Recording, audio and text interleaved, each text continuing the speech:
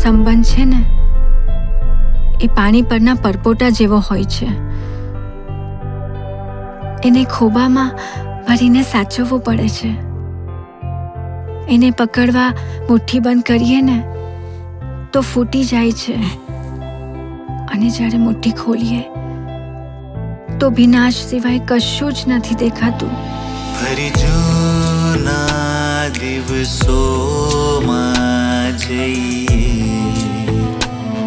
ચલ પાછા વળીએ, ભૂસીને ફરી જીવન લખીએ, ફરી જીવી લઈએ.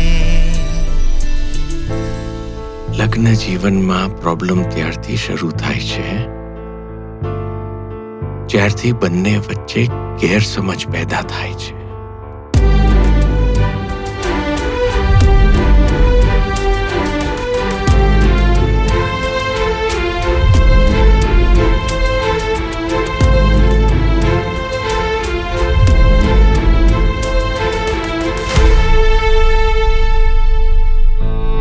તું ભૂલી ગયો કારણ કે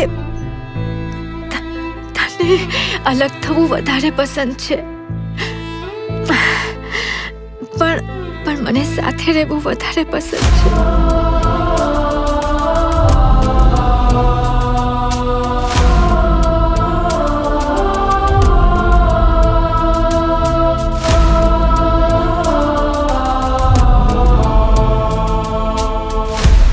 મારે છૂટાછેડા જોઈએ છે. મને નથી લાગતું કે હવે આપણે સાથે જીવી શકીએ.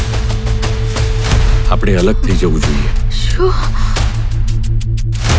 તારે અહીંયા મને પ્રેમ કરવો છે અને ત્યાં કાવ્યા સાથે મજા કરવી છે? અનન્યા!